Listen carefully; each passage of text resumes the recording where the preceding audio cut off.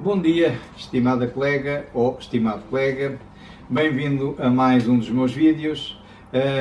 Continuo na cultura organizacional, mas desta vez com algumas ensinos, já evoluindo para a área também do ambiente organizacional. E tem a ver com um modelo que eu normalmente apresento nas minhas aulas, e que tem a ver com o apoio versus desafio ou também satisfação versus motivação.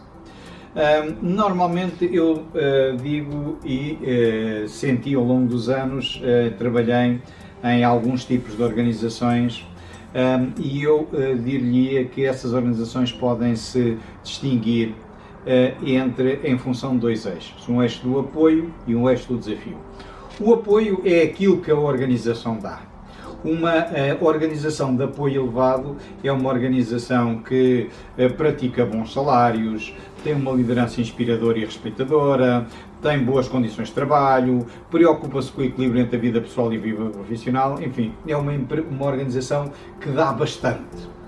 Uma organização de apoio fraco, ou seja, uma organização que dá pouco, é uma organização que não se preocupa com os salários, não se preocupa com as condições de trabalho, não se preocupa com a formação das pessoas, não tem uma liderança respeitadora das pessoas, não se preocupa com o equilíbrio entre a vida pessoal e a vida profissional, enfim, é uma empresa que dá pouco. Portanto, o apoio é aquilo que a empresa dá, ou dá muito, ou dá pouco. E depois temos o desafio. O desafio é aquilo que a empresa exige. E há empresas de desafio elevado que são empresas que exigem muito. Têm objetivos muito definidos e ambiciosos, controlam quase semanalmente o atingimento dos objetivos, pressionam no sentido de atingir esses objetivos, exigem os resultados, enfim, são empresas com um desafio elevado, ou seja, são empresas muito exigentes. Ou temos também no polo oposto deste eixo o baixo desafio. Baixo desafio são aquelas organizações que tanto faz atingir objetivos como não atingir, é a mesma coisa, não há objetivos, não há controle, não há monitorização, não há nada disso. As pessoas estão lá, andam no ramo-ramo, vão fazendo, se atingem muito bem, se não atingem também não há problema, ninguém lhes pede contas, ninguém lhes exige nada. Portanto, são organizações de exigência, de baixa exigência. Quando nós cruzamos estes dois eixos, quando nós temos apoio fraco e desafio fraco, temos os chamados ambientes ou culturas stagnantes. Stagnantes porquê? Não dão nada, portanto, baixos salários, más condições, pouca formação, pouco respeito para as pessoas, mas ao mesmo tempo também não exigem nada. Aqui estou, aqui me tem. Quando eu apresento isto, há logo um conjunto de pessoas que referem uma determinada área de funcionamento deste país onde normalmente isto acontece. Eu costumo dizer que nessa área acontece muito isto, mas também acontece o contrário. Há setores dentro dessa grande área que são exigentes e que não correspondem a isto, mas, enfim, são ambientes stagnantes. Aqui estou, aqui me tem, ninguém tem objetivos e para eles para este tipo de organizações isto é o normal. As pessoas vão vivendo, eu diria, vão passando por estas organizações praticamente, acabam por se dedicar a outras coisas lá fora porque não conseguem efetivamente ter nada de interesse neste tipo de ambientes. Depois, quando nós temos apoio elevado e desafio baixo, ou seja, empresas que dão muito e exigem pouco, e eu também já trabalhei em empresas deste tipo, são os chamados ambientes confortáveis. São ambientes onde as organizações trazem, eu trabalhei numa organização que tratávamos as pessoas nas palminhas. Tínhamos uma preocupação enorme com as condições de trabalho, com os salários, com a formação, com a atualização, com tudo, e o nível de exigência, no caso da minha empresa, não era dos mais baixos, mas eu conheço algumas empresas do mesmo tipo onde o nível de exigência é muito baixo. Não há objetivos, e se são atingidos muito bem, se não são atingidos também não é problema nenhum, e portanto são os ambientes confortáveis. Eu diria que há cada vez menos, mas ainda há setores e determinadas empresas onde existem culturas de ambiente, culturas confortáveis. Depois, no outro polo temos exatamente o contrário, que é empresas que exigem muito e dão pouco.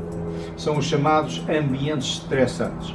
empresas que exigem que as pessoas vão lá ao sábado ou domingo, têm objetivos ambiciosos, pressionam, controlam, enfim, empresas que têm grandes desafios, e muito exigentes, mas que depois dão poucos.